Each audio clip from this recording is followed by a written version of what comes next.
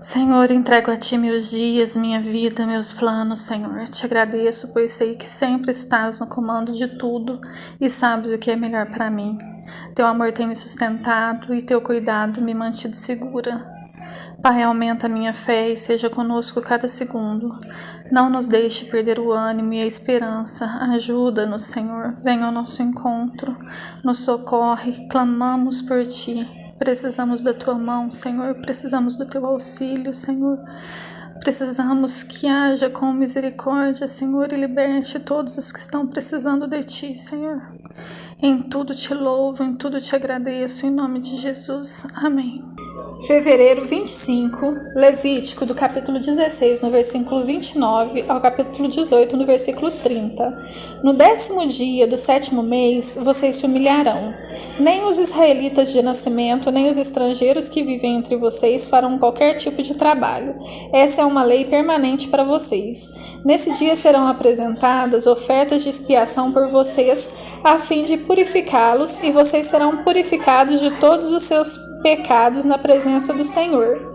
Será um sábado de descanso absoluto, no qual se humilharão. Essa é uma lei permanente para vocês. Nas gerações futuras, a cerimônia de expiação será realizada pelo sacerdote ungido e consagrado para servir como sacerdote no lugar de seu antepassado Arão.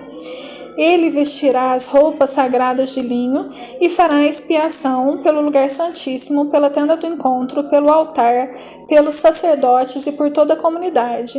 Essa é uma lei permanente para vocês, para que se faça expiação pelos pecados dos israelitas uma vez por ano. Moisés seguiu todas as instruções exatamente conforme o Senhor havia ordenado. Então o Senhor disse a Moisés: dê as seguintes instruções a Arão, a seus filhos e a todo o povo de Israel. Isto é o que o Senhor ordenou. Se algum israelita de nascimento sacrificar um boi, um cordeiro ou um cabrito em qualquer lugar dentro ou fora do acampamento, em vez de levá-lo à entrada da tenda do encontro e apresentá-lo como oferta ao Senhor, será tão culpado quanto o assassino. Derramou sangue e será eliminado do meio do povo. A finalidade é evitar que os israelitas sacrifiquem animais em campo aberto. Isso garantirá que levem os sacrifícios ao sacerdote à entrada da tenda do encontro, para que ele os apresente ao Senhor como ofertas de paz.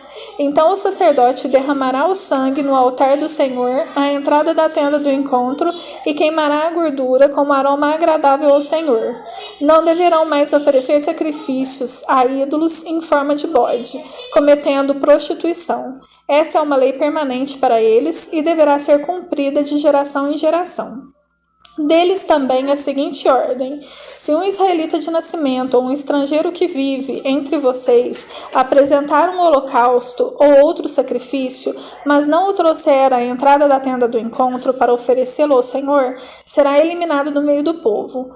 Se algum israelita de nascimento ou um estrangeiro que vive entre vocês comer sangue, sob qualquer circunstância, eu me voltarei contra ele e o eliminarei do meio do povo, pois a vida do corpo está no sangue. Eu lhes dei o sangue no altar para fazer expiação por vocês. É o sangue oferecido que faz a expiação em lugar de uma vida. Por isso eu disse aos israelitas: jamais comam sangue, nem vocês, nem os estrangeiros que vivem entre vocês. Se um israelita de nascimento ou um estrangeiro que vive entre vocês sair para caçar e matar um animal ou uma ave que lhes é permitido comer, deixará o sangue do animal escorrer e o cobrirá com terra. A vida de toda criatura está no sangue. Por isso eu disse aos israelitas: jamais comam sangue, pois a vida de toda criatura está no sangue. Quem consumir sangue será eliminado. E se um israelita de nascimento ou um estrangeiro comer a carne de um animal que morreu de forma natural ou foi despedaçado por animais selvagens, lavará as roupas e se banhará com água. Ficará cerimonialmente impuro até o entardecer, mas depois disso estará puro. Se, contudo, não lavar as roupas e não se banhar, será castigado por causa de seu pecado. Então o Senhor disse a Moisés: dê as seguintes instruções ao povo de Israel: eu sou o Senhor seu Deus. Portanto, não se comportem como o povo do Egito, onde vocês viviam, nem como o povo de Canaã, para onde os estou levando. Não imitem o estilo de vida deles. Obedeçam aos meus estatutos e cumpram os meus decretos, pois eu sou o Senhor seu Deus. Sim, obedeçam aos meus decretos e aos meus estatutos. Quem os praticar viverá por eles. Eu sou o Senhor. Jamais tenha relações sexuais com uma parenta próxima, pois eu sou o Senhor. Não desonre seu pai tendo relações sexuais com sua mãe. Ela é sua mãe, não tenha relações sexuais com ela. Não tenha relações sexuais com nenhuma das esposas de seu pai, pois isso desonraria seu pai. Não tenha relações sexuais com sua irmã ou meia-irmã, filha de seu pai ou de sua mãe, nascida em uma casa ou em outra casa. Não tenha relações sexuais com sua neta, filha de seu filho ou de sua filha, pois com isso você desonraria a si mesmo. Não tenha relações sexuais com a filha de nenhuma das esposas de seu pai, pois ela é sua irmã. Não tenha relações sexuais com sua tia, irmã de seu pai, pois ela é parenta próxima de seu pai. Não tenha relações sexuais com sua tia, irmã de sua mãe, pois ela é a parenta próxima de sua mãe. Não desonre seu tio, irmão de seu pai, tendo relações sexuais com a mulher dele, pois ela é sua tia. Não tenha relações sexuais com sua nora, ela é mulher de seu filho, de modo que você não deve ter relações sexuais com ela. Não tenha relações sexuais com a mulher de seu irmão, pois desonraria seu irmão. Não tenha relações sexuais com uma mulher e a filha dela, e não tome a neta dela, filha do filho ou da filha dela, e tenha relações com ela, pois são parentas próximas, e isto é perversão. Enquanto sua esposa estiver viva, não se case nem tenha relações sexuais com a irmã dela, pois elas se tornariam rivais. Não tenha relações sexuais com uma mulher durante o período de impureza menstrual dela. Não tenha relações sexuais com a mulher de seu próximo, contaminando-se com ela. Não permita que nenhum de seus filhos seja oferecido como sacrifício a Moloque. Não desonre o nome de seu Deus. Eu sou o Senhor. Não pratique a homossexualidade, tendo relações sexuais com outro homem como se fosse com uma mulher. Isso é detestável. Homem nenhum deve se contaminar tendo relações sexuais com um animal. E mulher nenhuma deve se oferecer para um animal macho para ter relações com ele. Isso é depravação. Não se contaminem de nenhuma dessas formas, pois os povos que expulsarei da presença de vocês se contaminaram com todas essas práticas. Uma vez que a terra toda foi contaminada, castigarei seus habitantes, farei a terra vomitá-los. Obedeçam aos meus decretos e aos meus estatutos. Não cometam nenhum desses atos detestáveis. Isso se aplica tanto aos israelitas de nascimento quanto aos estrangeiros que vivem entre vocês. Todos esses atos detestáveis são praticados pelo povo da terra para onde eu os estou levando, e foi assim que a terra ficou contaminada. Por isso não contaminem a terra e não lhe deem motivo para vomitá-los, como fará com os povos que agora vivem ali. Quem cometer algum desses pecados detestáveis será eliminado do meio do povo. Portanto, obedeçam às minhas instruções e não se contaminem por adotar alguma dessas práticas detestáveis dos povos que vivem na terra antes de vocês. Eu sou o Senhor seu Deus.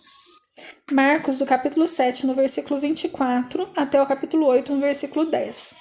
Então Jesus deixou a Galiléia e se dirigiu para o norte, para a região de Tiro. Não queria que ninguém soubesse onde ele estava hospedado, mas não foi possível manter segredo. De imediato, uma mulher que tinha ouvido falar dele veio e caiu a seus pés. A filha dela estava possuída por um espírito impuro e ela implorou que ele expulsasse o demônio que estava na menina. Sendo ela grega, nascida na região da Fenícia, na Síria, Jesus lhe disse: primeiro devem-se alimentar os filhos. Não é certo tirar comida das crianças e jogá-la aos cachorros. Senhor, é verdade, disse a mulher. No entanto, até os cachorros debaixo da mesa comem as migalhas dos pratos dos filhos. Boa resposta, disse Jesus. Vá para casa, pois o demônio já deixou sua filha. E quando ela chegou à sua casa, sua filha estava deitada na cama e o demônio a havia deixado.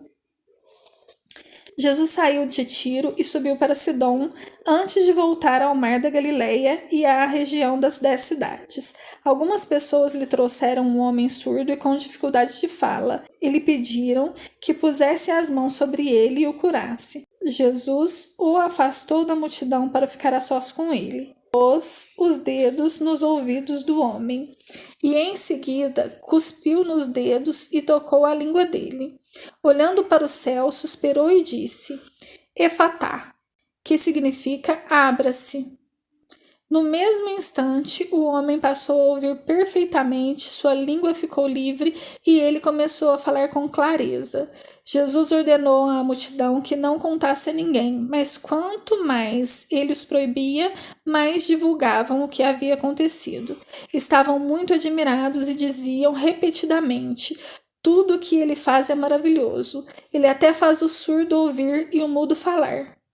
Naqueles dias, outra grande multidão se reuniu e mais uma vez o povo ficou sem comida. Jesus chamou os discípulos e disse: Tenho compaixão dessa gente. Estão aqui comigo há 3 dias e não têm mais nada para comer. Se eu os mandar embora com fome, desmaiarão no caminho. Alguns vieram de longe. Os discípulos disseram: Como conseguiremos comida suficiente neste lugar deserto para alimentá-los?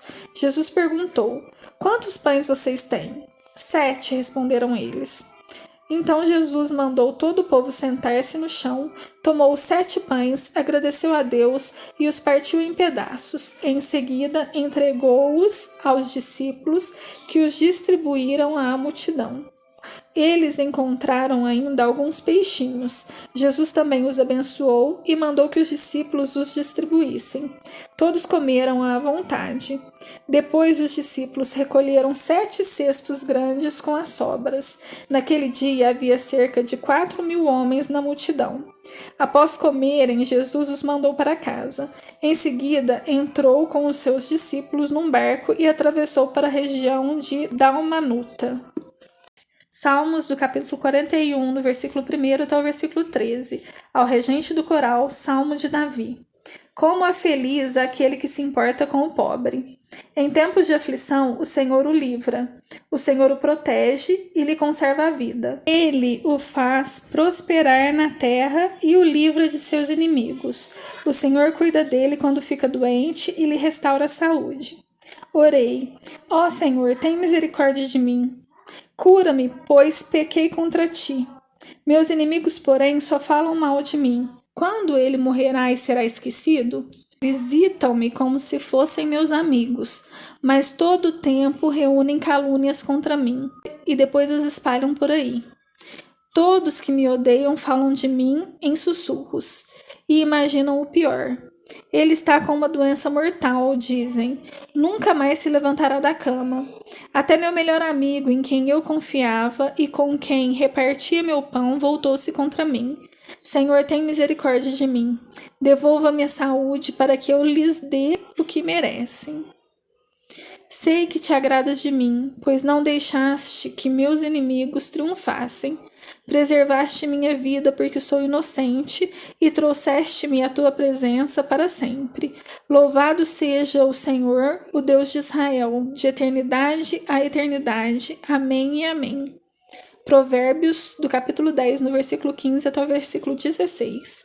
A riqueza do rico é sua fortaleza, a pobreza dos pobres é sua destruição. O salário do justo produz a vida, mas o dinheiro do perverso o conduz ao pecado.